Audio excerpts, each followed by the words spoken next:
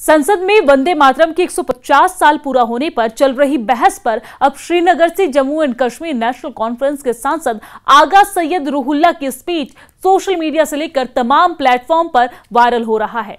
उन्होंने साफ तौर पर इसे समुदाय विशेष से जोड़कर राष्ट्रीय गीत वंदे मातरम गाने से इनकार कर दिया है। उन्होंने लोकसभा में कहा कि वंदे मातरम आप बोलिए, हमें दिक्कत नहीं है, हम उसका सम्मान करते हैं, लेकिन गा नहीं सकते। हमें आप जबरदस्ती गाने पर मजबूर नहीं कर सकते हैं। उन्होंने अपने भाषण के आखिरी में कहा, जब कोई सरकार नौकरियों, महंगाई या गवर्नेंस पर सवालों का जवाब नहीं दे पाती तो वो पहचान की ओर मुड़ जाती है। गाने वफादारी का टेस्ट बन जाता है, तोड़फोड़ इंसाफ बन जाती है, मुसलमान हमेशा के लिए संदिग्ध बन जाते हैं। साथ ही उन्होंने अपने बयान का बचाव करते हुए इसे अपनी धार्मिक स्वतंत्रता के अधिकार का बचाव करार दिया। साथ ही वंदे मातरम गीत को अनिवार्य करने के मुद्दे का विरोध किया। उन्होंने कहा कि देशभक्ति को सांस्कृतिक रस्मों के जरिए जबरदस्ती रेगुलेट या वेरीफाई नहीं किया जा सकता है। उन्होंने कहा है कि नागरिकों को वंदे मातरम गाने के लिए मजबूर करना सीधे तौर पर संविधान की तरफ से दी गई धार्मिक आजादी का उल्लंघन है और इस गीत में भारत माता को देवी के रूप में सम्मान दिया गया है। उन्होंने कहा कि आप राष्ट्रवाद के नाम पर पूजा की मांग नहीं कर सकते हैं। किसी भी नागरिक को किसी देवता की पूजा करने या किसी गीत के जरिए वफादारी साबित करने के लिए मजबूर नहीं किया जा सकता है। उन्होंने कहा कि हमारा समुदाय राष्ट्रीय गीत का पूरा सम्मान करता है, इसके सम्मान में खड़ा है, लेकिन कोई भी इसे गाने के लिए मजबूर नहीं कर सकता है।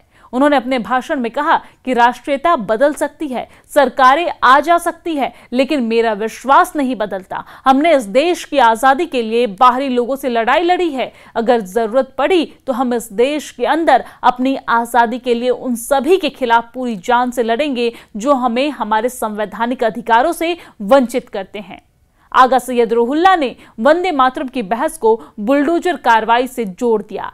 नेशनल कॉन्फ्रेंस के नेता ने सरकार पर जानबूझकर मुसलमानों को हमेशा बाहरी बनाने और सहमति को बेवफाई बताते और बेरोजगारी, महंगाई के जरूरी मुद्दों से ध्यान हटाने के कल्चर, नेशनलिज्म का इस्तेमाल करने का आरोप लगाया है।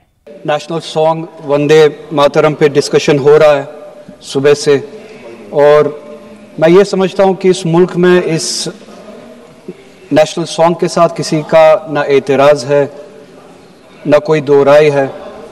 एहतराम है हर किसी का इस सॉन्ग को लेके, मगर मसला सिर्फ तब पेश आता है जब जो तकरीरें सुबह से इस तरफ से हुई, बीजेपी की तरफ से और लाइक माइंडेड जो इनकी पार्टीज है, जब ये कहा गया कि हिंदुस्तान में रहना है तो वंदे मातरम गाना है। ये कहा गया कि आप तभी इस मुल्क के बाशिंदे हो जब आप ये गाना गाओगे। एतराज तब शुरू होता है कि जब हिंदुस्तान का हिंदू हो, मुसलमान हो, सिख हो, इनसे पीने के लिए साफ पानी मांगे, सांस लेने के लिए साफ हवा मांगे, रोजगार मांगे, जब इनसे महंगाई के खिलाफ, महंगाई के बारे में जवाब मांगे, जब इनसे रोजगार मांगे, तब ये सिर्फ ये बोल सके कि रोजगार के बारे में बात मत करो। वो देखो मुसलमान, हमने उसको मजबूर किया वंदे मातरम गाने के लिए। वो देखो मुसलमान, हमने उसकी मजहबी आजादी को खत्म किया। इस आड़ में, मुसलमान को दबाने की आड़ में आप अपनी नालायकी छुपाना चाहते हो और इस मुल्क में राज करना चाहते हो, उसकी कुर्बानी बनाना चाहते हो मुसलमान को, और मुसलमान इस बेगैरती का कुर्बान कभी होगा नहीं।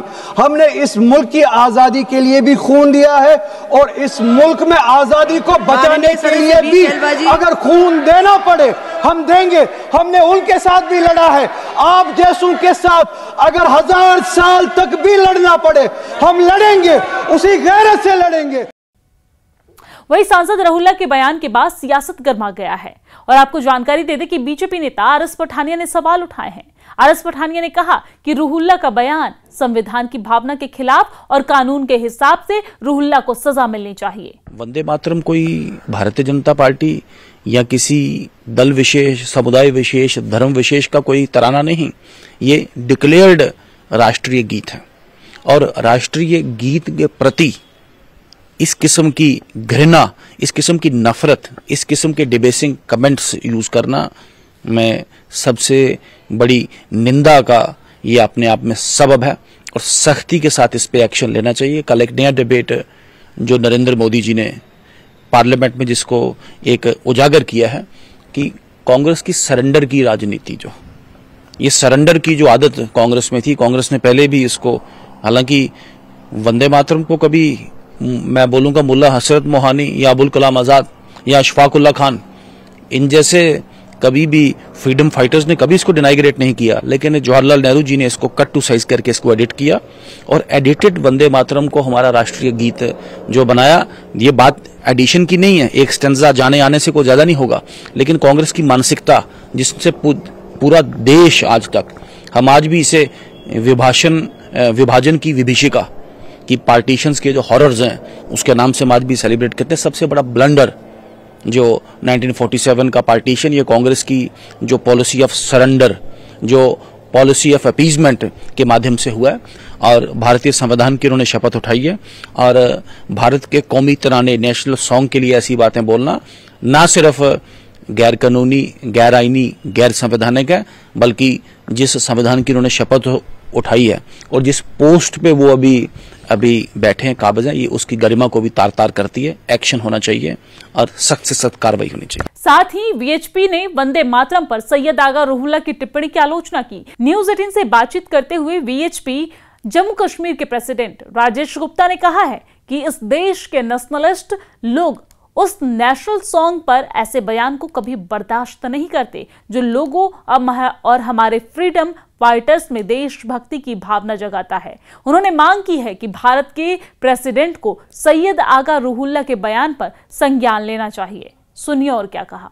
सैयद आगा रूहुल्लाह वो कहते हैं कि वंदे मातरम कहने के लिए आप गाएं, हम उसका एहतराम कर सकते हैं, लेकिन आप किसी मुसलमान को नहीं बोल सकते, दबाव नहीं डाल सकते हैं कि वंदे मातरम गाया जाए।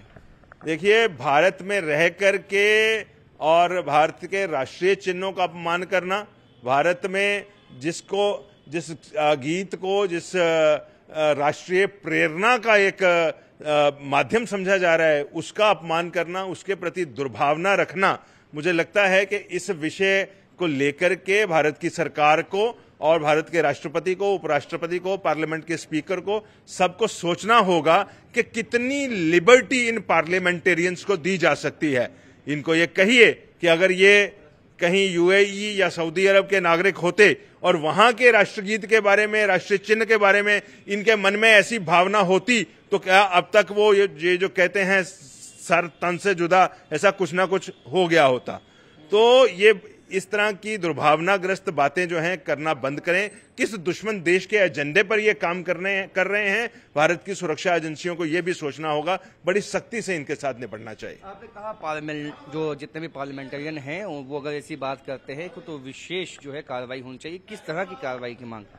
देखिए, विशेष कार्रवाई होनी चाहिए। ये एक अनप्रेसिडेंटेड सिचुएशन है। मैं आपको विद इन 1 सेकेंड या 2 सेकेंड में कोई ना कोई सॉल्यूशन बता दूं, ऐसा पॉसिबल नहीं है। इसी करके मैं तो आग्रह कर रहा हूं भारत के राष्ट्रपति को, मैं आग्रह कर रहा हूं स्पीकर ऑफ द पार्लियामेंट को कि इन विषयों का संज्ञान लेकर के, इनका जो कंडक्ट है, इनका जो आचरण है, उसको लेकर के कैसे उसको फ्यूचर में करेक्शंस की जा सकती हैं और जो लोग इस तरह का काम करते हैं उनके साथ डील कैसे करना, उस विषय के ऊपर कुछ ना कुछ संज्ञान लेकर के अपना एक रणनीति बनाई जानी चाहिए भारत सरकार की तरफ से।